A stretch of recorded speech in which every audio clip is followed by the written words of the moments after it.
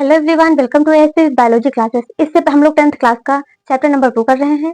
इसके पहले का जो चैप्टर हो चुका है, अगर आपने अभी तक नहीं देखा है तो डिस्क्रिप्शन में प्लेलिस्ट की लिंक पड़ी हुई, जाकर के आप इजीली देख सकते हैं। और इसके पहले जो क्लास जो हुई थी उसमें हम लोगों ने समझ लिया था कार्बन डाइऑक्साइड के परीक्षण तक समझ लिया था। आज हम लोग समझेंगे क्या उदासीनीकरण अभिक्रिया क्या होती है। क्या उदासीनीकरण अभिक्रिया क्या होती है, तो आइए देखते हैं।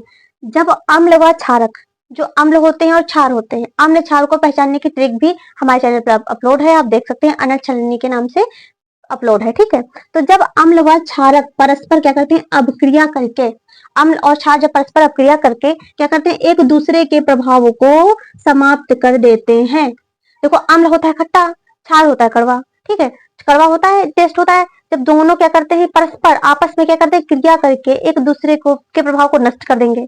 नष्ट जब कर देंगे तो जो पदार्थ बनेगा ना ही वो कड़वा होगा और ना ही क्या होगा, वो खट्टा होगा। तो ये प्रक्रिया क्या कहलाती है, यह प्रक्रिया कहलाती है उदासीनीकरण। क्या कहलाती है, उदासीनीकरण कहलाती है। अम्ल और क्षार जब परस्पर क्रिया करते हैं तो क्या करते हैं, एक दूसरे के प्रभाव को नष्ट कर देते हैं। तो इस प्रक्रिया में, इस रासायनिक अभिक्रिया में बनता क्या है, लवण बनता है और जल बनता है। लवण और जल का क्या होता है, निर्माण होता है। ठीक है, तो देखो, जब अम्ल उदासीनीकरण की क्रिया में अम्ल लेंगे, ठीक है, और क्षार लेंगे, अम्ल लेंगे क्षार लेंगे, जब इसकी क्रिया कराएंगे तो आपको लवण बनेगा, प्लस का क्या बनेगा, जल बनेगा। आप कोई सा भी अम्ल ले लीजिए, ठीक, कोई सा भी अम्ल ले लीजिए, कोई सा भी क्षार ले लीजिए। ठीक है, तो जब अम्ल हमने ले लिया HCl, ठीक, हाइड्रोजन क्लोराइड ले ली। ठीक है, अब उसके बाद NaOH क्या ले लिया हमने, क्षार ले लिया। क्या ले लिया हमने, क्षार ले लिया। जब इसकी क्रिया कराई तो देखो, आपको हमने बताया है हमेशा देखो प्लस माइनस में ही क्रिया होती है। दाता होता है, ग्राही होता है।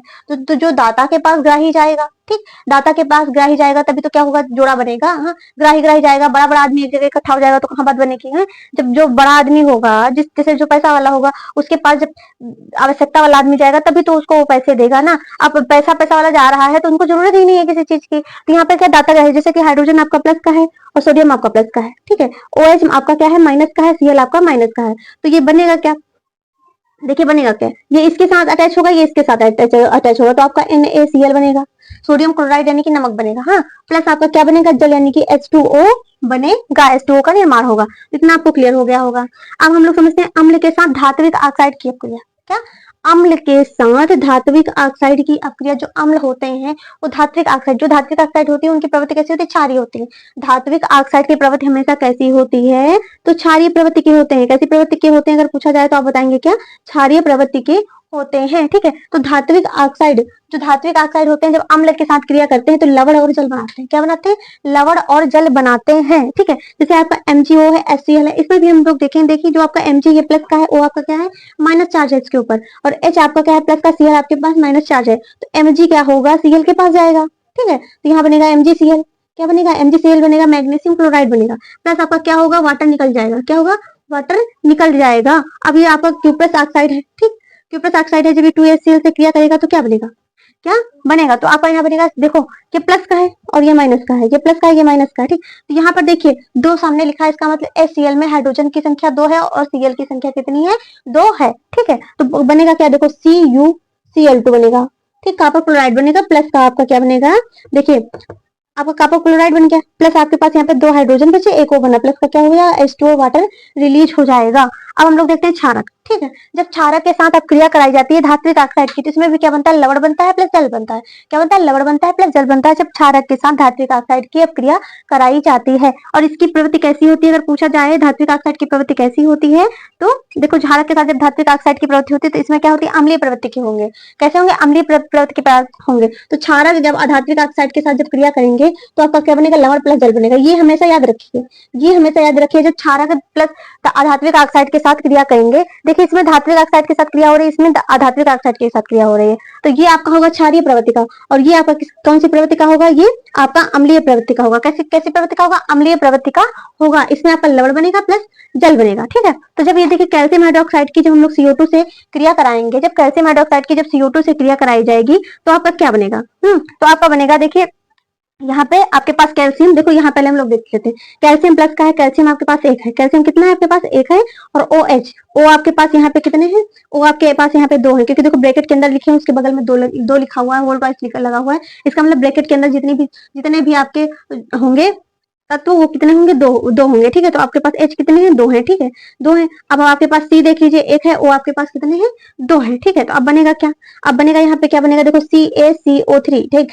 कैल्शियम कार्बोनेट बनेगा, कैल्शियम कार्बोनेट बन गया। देखिए यहाँ पे आपका क्या 2 O चले गए यहाँ से, और यहाँ से हमने 1 ले लिया, तो कैल्शियम कार्बोनेट बन गया। अब बचा क्या है, देखिए यहाँ पर 1 O बचा, ठीक, कितना बचा, 1 O बचा, और यहाँ पे 2 H बने, प्लस का क्या होगा आपका वाटर 2H2O क्या हो जाएगा, रिलीज हो जाएगा, ठीक है। तो ये आपका हो गया, इतना आपको कंप्लीट हो गया। देखिए उदासीनिक अपक्रिया के अंतर्गत हम लोगों ने समझ लिया कि उदासीनिक अपक्रिया जब अपक्रिया होती है तो उसमें क्या होता है, जो अम्ल होते हैं, क्षार होते हैं, वो परस्पर क्रिया करके क्या करते हैं, दूसरे को न्यूट्रल कर देते हैं। जब न्यूट्रल कर देते हैं तो क्या होता है उसमें, तो दोनों की प्रवृत्ति क्या, देखो अम्लीय और क्षारीय प्रवृत्ति जो होती है वो खत्म हो जाती है, और पदार्थ कैसा हो जाता है, वो न्यूट्रल हो जाता है। और इस अपक्रिया के दौरान आपका लवण और जल बनता है, क्या बनता है, लवण और जल बनता है। उसके बाद हम लोगों ने समझ लिया अम्ल के साथ धात्विक ऑक्साइड की अपक्रिया समझ लिया, फिर हम लोगों ने समझ लिया क्षारक के साथ अधात्विक ऑक्साइड की अपक्रिया। तो अब अगर आप लोग हमें कमेंट करके बताइए, जो उदासीन होने पर पानी का जो होता है पीएच कितना होता है, उदासीन होने पर, यानी कि पीएच, पानी जो पानी का पीएच होता है वो उदासीन होता है, ठीक। तो पानी का पीएच मान कितना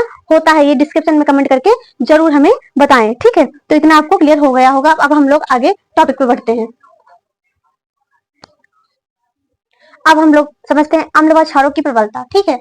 अम्ल व क्षारों की प्रबलता समझेंगे कि अम्ल और क्षार प्रबल कैसे होते हैं, प्रबल अम्ल कैसे बनता है और प्रबल क्षार कैसे बनता है, दुर्बल अम्ल और दुर्बल क्षार, ठीक है। तो ये आप देखो, आपका सिलेबस जो है, सिलेबस में ये नहीं है प्रबल अम्ल या प्रबल दुर्बल क्षार, ठीक है। अगर और आपका क्या, जब आप फर्स्ट ईयर में जाएंगे, जब केमिस्ट्री पढ़ेंगे, तो उसमें आपको प्रबल अम्ल दुर्बल अम्ल बहुत ही अच्छे से क्या करेंगे, डिस्क्राइब किए जाएंगे, ठीक है। तो अभी आपको एनसीईआरटी में जितना दिया है उतना हम लोग समझते हैं। अगर आपको फिर भी अगर समझना हो तो कमेंट सेक्शन में बताइए, तो इस एक्स्ट्रा क्लास हम आपको जरूर प्रोवाइड करवाएंगे, ठीक है। तो हम लोग समझते हैं अम्ल व क्षारों की प्रबलता क्या होती है, ठीक है। तो अम्ल व क्षार की प्रबलता, ठीक, अम्ल और क्षार जो होते हैं उनकी प्रबलता, देखो उनके द्वारा रिलीज किए गए हाइड्रोजन आयन, ठीक, हाइड्रोजन आयन, और क्या होता है OH यानी कि हाइड्रोक्साइड आयन, ठीक, प्लस और माइनस, देखो हाइड्रोजन आयन, जो हाइड्रोजन आयन और OH हाइड्रोक्साइड आयनों की सांद्रता पर क्या करती है, निर्भर करती है कि जितने ज्यादा हाइड्रोजन आयन रिलीज किए जा रहे हैं उतना क्या है, अम्ल प्रबल है। तो क्या करते हैं, OH माइनस और H प्लस पर क्या होती है, इनकी सांद्रता निर्भर करती है, इनकी प्रबलता निर्भर करती है, ठीक है। तो इनको सार्वभौमिक या सार्वत्रिक सूचक द्वारा अम्ल व क्षार की प्रबलता को क्या कहता है, ज्ञात किया जाता है। जैसे कि हमने समझ लिया अम्ल व क्षार की प्रबलता क्या होती है। अब हमने ऐसे मोटा मोटा समझ लिया कि अम्ल और जो क्षार होते हैं वो हाइड्रोजन आयन, ठीक है, हाइड्रोजन प्लस आयन और हाइड्रोजन माइनस आयन रिलीज करते हैं, ठीक है। तो उसके आधार, उसकी सांद्रता के आधार पर कितना सांद्र है, विलयन कितना सांद्रता होती है, मतलब जैसे गाढ़ापन जैसे होता है, ठीक। अब कंसंट्रेट का यूज हम लोग करते हैं कि H2SO4 कंसंट्रेट में लिया, यानी कि सांद्र लिया, गाढ़ा लिया, ठीक है। तो गाढ़ा होगा तो भैया उसमें ज्यादा सांद्रता होगी, है, और जब पतला होगा तो उसमें कम सांद्रता होगी, तब यानी कि डायलूट जो किया हुआ होता है, इसमें पानी या फिर और कोई अन्य पदार्थ मिला हुआ होता है, ठीक है। तो इसमें क्या होता है, अब जब हमने ये कर लिया, अब उसके बाद अब इसको हम करेंगे कैसे, अब हमें पता कैसे चलेगा कि ये ज्यादा अम्लीय है या फिर ज्यादा क्षारीय है, तो कैसे पता चलेगा। तो इसके लिए आपके पास क्या होती है, सार्वत्रिक सूचक, क्या कहते हैं, सार्वत्रिक सूचक के या सार्वभौमिक सूचक, ठीक। अब अधिकतर एग्जाम में क्या सार्वभौमिक सूचक लिखकर आ जाता है, तो कंफ्यूज होने की जरूरत नहीं है, इसको सार्वत्रिक सूचक या सार्वभौमिक सूचक भी दोनों कहते हैं, ठीक है। तो क्या इसी के द्वारा क्या होती है, इसकी प्रबलता ज्ञात की जाती है, यानी कि अम्ल और क्षार की जो प्रबलता होती है वो सार्वभौमिक या सार्वत्रिक सूचक के द्वारा अम्ल और क्षार की प्रबलता ज्ञात की जाती है। अब जो सार्वभौमिक या सार्वत्रिक जो सूचक है तो वो है क्या, इसको हम लोग समझते हैं, ठीक है। सार्वत्रिक सूचक या सार्वभौमिक सूचक होता क्या है, देखिए यह अनेक सूचकों का क्या होता है, मिश्रण होता है। इसमें अनेक सूचकों का क्या होता है, ये मिश्रण होता है, और यह सूचक किसी विलयन में हाइड्रोजन आयन के विभिन्न सांद्रता को अलग अलग क्या करता है, प्रदर्शित करता है, कि जो हाइड्रोजन आयन की विभिन्न सांद्रता क्या है उसको अलग अलग प्रदर्शित करेगा, ठीक है, कि +1 पे है या +2 पे है या +3 पे है, कि कितने नंबर पे है, तो उसके अकॉर्डिंग क्या करते हैं, हम उसकी सांद्रता को, उसकी प्रबलता को क्या करते हैं, हम लोग उसका जानते हैं, ठीक है। तो आपकी होती है पीएच स्केल, ठीक, पीएच स्केल होती है, उसमें देखो 1 से लेकर के 14 तक आपके नंबर पड़े हुए होते हैं, आपके एनसीईआरटी बुक में बना हुआ है, वहां से भी देख सकते हैं, ठीक है। तो देखिए 7 के इस तरफ जितने भी अंक हैं, ठीक है, ये इधर जितने भी आएंगे तो उनको हम लोग कहेंगे अम्लीय, क्या कहेंगे, अम्लीय होंगे, ठीक है। और 7 पे जितने आएंगे ये आपके होंगे उदासीन, ठीक, क्या होंगे, आपके उदासीन होंगे। और 7 के बाद जितने आएंगे ये आपके क्या होंगे, क्षारीय होंगे, क्या होंगे, क्षारीय होंगे। देखिए इधर जब हम लोग 1 पे रहेंगे तो क्या होगी, इसकी प्रबलता बढ़ेगी अम्लीय पदार्थों की, जैसे हम लोग 7 पे पहुंचेंगे इसकी प्रबलता क्या होती है, कम होती जाएगी। इधर भी यही होगा, ठीक है, क्या यहाँ पास में जो कम क्षारीय होंगे, जब पीछे बढ़ते जाएंगे तो क्या होंगे, ज्यादा क्षारीयता उसकी होती है, बढ़ते चली जाएगी, ठीक है। तो जो 7 पे जो, जैसे कि आपका जो वाटर होता है H2O होता है, ये उसका पीएच कितना होता है, 7 होता है, तभी क्या होता है, आपको उदासीन लगता है, यानी कि एकदम न्यूट्रल लगता है, उसका टेस्ट ना खट्टा रहता है ना कड़वा रहता है, ठीक है। तो ये होता है। अब इधर देखिए H प्लस बढ़ेगा, ठीक, इधर क्या बढ़ेगा H प्लस, जैसे कि आपकी इसकी श्रेणी बनाएंगे, अब यहाँ की प्रबलता की श्रेणी जब बनाई जाएगी तो कैसे बनाई जाएगी, ठीक है, तो हमने इसको डिवाइड कर लिया 7 पर से, ठीक, हमने उसको 7 से डिवाइड कर लिया, ठीक, तो अब इसकी देखो कैसे ये उठती जाएगी, यहाँ पे कम होगी ऐसे करके उठती जाएगी, फिर ये क्या हो जाएगी, ऐसे ऐसे हो जाएगी, तो H प्लस की जो सांद्रता है वो बढ़ रही है, और यहाँ पे कैसी होगी, न्यूट्रल हो गई, उदासीन हो गई। फिर इसी प्रकार यहाँ होगा कि यहाँ देखो ऐसे गिरती जाएगी, फिर धीरे धीरे क्या होगी, ऐसी उठती जाएगी, यहाँ पे OH माइनस की क्या होती सांद्रता बढ़ रही है, यानी कि क्षारीयता जो है बढ़ रही है। अम्ल क्या करते हैं, हाइड्रोजन आयन रिलीज करते हैं, क्षार क्या करते हैं, OH आयन रिलीज करते हैं, ठीक है। तो जब 7 पे आएंगे तो क्या होगा, एकदम उदासीन हो जाएगा, न्यूट्रल हो जाएगा, कोई भी पदार्थ क्या हो जाएगा, जब पीएच उसका 7 पे आ जाएगा तो क्या होगा, न्यूट्रल हो जाएगा। जब इसके इस तरफ रहेगा तो क्या हो जाएगा, वो अम्लीय हो जाएगा, जब इस तरफ रहेगा तो क्या हो जाएगा, वो क्षारीय हो जाएगा पदार्थ। ओके,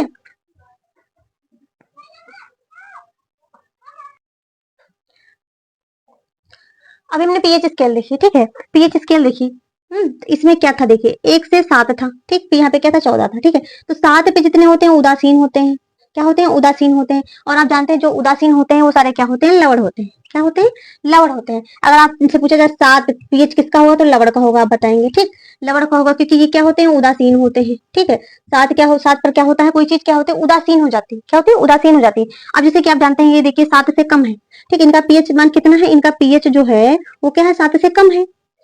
जब 7 से कम पीएच होगा तो क्या होगा, जब पीएच क्या होगा 7 से कम होगा तो वो पदार्थ कैसे होंगे, वो पदार्थ कैसे होंगे, अम्लीय होंगे, क्या होंगे, अम्लीय होंगे। अगर 7 से अधिक पीएच होगा, ठीक है, अगर पीएच क्या होगा 7 से अधिक होगा तो पदार्थ कैसे होंगे, क्षारीय होंगे, क्या कैसे होंगे, क्षारीय होंगे, और 7 पर क्या होंगे, उदासीन हो जाएंगे। अगर आपसे पूछा जाए कि लवण जो होते हैं उदासीन कितने पे होता है, आप बताओगे 7, जब इक्वल 7 रहता है तो क्या होता है, कोई चीज क्या होती है, उदासीन हो जाती है, ठीक है, कोई चीज क्या होती है, उदासीन हो जाती है, और 7 से जब कम होता है तो वही तो क्या होता है, पदार्थ क्या हो जाते हैं, अम्लीय हो जाते हैं, और 7 से जब ज्यादा होता है तो क्या होते हैं, क्षारीय हो जाते हैं। अब हम लोग समझेंगे कि दैनिक जीवन में जो पीएच होता है, पीएच का महत्व क्या क्या है हमारे दैनिक जीवन में, हमारे डेली रूटीन में क्या होता है, पीएच का जो क्या है महत्व क्या होता है। तो देखिए जो पीएच होता है, पीएच का मान 5 से देखो 5 से 6 से 5 और 6 से जब कम हो, ठीक, जब कम हो तो जो जैसे कि आपने पहली वर्षा देखी होगी, अगर पहली वर्षा में आप भीग जाते हैं तो आपको क्या खुजली होने लगती है, घमौरियां निकल आती हैं, इरिटेशन होती है, तो क्या होता है, देखिए भाई जो वर्षा का जल ऊपर से आ रहा है उसका जो पीएच है वो 5-6 से कम है, ठीक है, 5-6 से कम है तो वर्षा का जल कैसा हो गया, वर्षा का जल अम्लीय हो गया, ठीक, और यही वर्षा अम्लीय वर्षा कहलाती है, यही वर्षा अम्लीय वर्षा कहलाती है, जिसका जो पीएच मान होता है वो 5-6 से कम होता है, वह बारिश क्या कहलाती है, वह वर्षा क्या कहलाती है, वह वर्षा अम्लीय वर्षा कहलाती है। अब ताजमहल देखा होगा आपने, पुरानी इमारतें देखी होंगी, कैसे पीली पीली हो जाती है और उनका क्षरण चालू हो जाता है, किस वजह से होता है, इसी वजह से होता है क्योंकि अम्लीय वर्षा हो रही है। अम्लीय वर्षा के कारण क्या होता है, उसका क्षरण चालू हो जाता है, ठीक है। अगर आपसे पूछा जाए ताजमहल का क्षय किसकी वजह से हो रहा है तो आप बताएंगे अम्लीय वर्षा की वजह से, क्या होता है, जो ताजमहल है उसका क्षय हो रहा है, ठीक है। अब जैसे कि आपने देखा होगा, जैसे कि आपके दांत क्या होते हैं, खराब होने लगे हैं, गिरने लगे हैं, फिर टूटने लगे हैं, किसी प्रकार की दांत में समस्या आ गई, तो आपका मुंह का जो है, मुंह का जो पीएच है 5.5 से क्या है, कम होने जब लगता है, जब जो मुंह का भी एक पीएच होता है, सबके मुंह का पीएच जो होता है वो अलग अलग होता है, क्या होता है, अलग अलग होता है। तभी आपने देखा होगा अगर हम किसी का जूठा खा लेते हैं तो हमारे मुंह में छाले निकल आते हैं, क्योंकि पीएच अलग अलग है, जब पीएच अलग अलग है तो ये होगा ही, छाले निकल ही आएंगे, ठीक है। तो जो पीएच होता है वो 5.5 से जब कम होता है, दांतों का क्षय शुरू हो जाता है, क्या होता है, दांतों का क्षय शुरू हो जाता है, यानी कि दांत आपके खराब होने लगते हैं, ठीक है।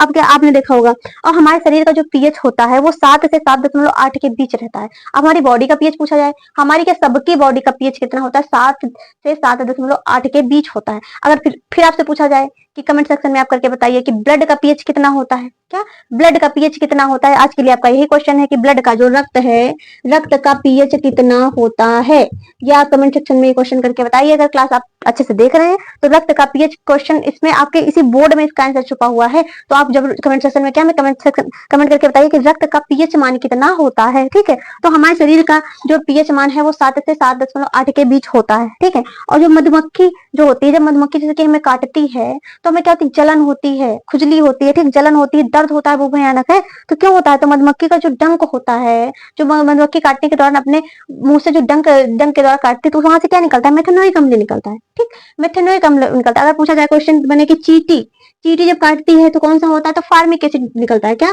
फार्मिक अम्ल, चींटी के काटने से क्या निकलता है, फार्मिक अम्ल निकलता है, ठीक है। तो मधुमक्खी के डंक में जब मेथनोइक अम्ल होता है, ठीक है, जब वो हमारी बॉडी में इंजेक्ट कर देती है तो क्या हमें होता है दर्द होता है और क्या होती है, जलन होती है। अब इसका पीएच कितना है, आप देखिए मधुमक्खी का डंक जो है मेथनोइक अम्ल है, अगर अम्ल है तो उसको न्यूट्रल करने के लिए वहां पे हम क्षार का यूज करेंगे, ठीक है। जब क्षार का यूज करेंगे तभी तो चीज न्यूट्रल होगी।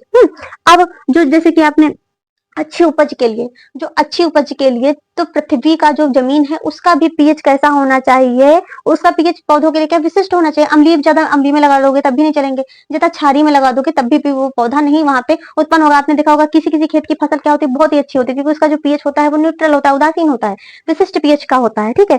तो ये देखो आपको दैनिक जीवन में इतने, क्योंकि अगर आपसे क्वेश्चन अगर पूछेगा दैनिक जीवन में पीएच के महत्व बताइए तो आप 4 से 5 लिख देंगे, तो आपके एग्जाम के लिए बहुत, आप चाहे तो इसको थोड़ा बड़ा करके भी लिख सकते हैं, पर इतना आपके लिए क्या है, सफिशियंट है, ठीक है। इतना आपके लिए क्या है, सफिशियंट है, तो इतना आप बहुत अच्छे से लिख सकते हैं। और जितनी हमारी क्लासें हो रही हैं बहुत ही आपके लिए इंपॉर्टेंट है, बेनिफिशियल है, तो आप पेन कॉपी साथ में लेकर के बैठिए, हमारे साथ थोड़ा थोड़ा करके आप जो सीखते चलेंगे तो आपके लिए बहुत ही अच्छे से सारा कोर्स क्या होगा, समय से पहले कंप्लीट हो जाएगा और आपका रिवीजन भी हो जाएगा। अगर आपको हमारी क्लास अच्छी लगी तो हमारे चैनल को लाइक करें, शेयर करें, सब्सक्राइब करें, इससे हमें क्या होगा, मोटिवेशन मिलेगा, ठीक है। थैंक्स फॉर वॉचिंग, मिलते हैं नेक्स्ट क्लास में।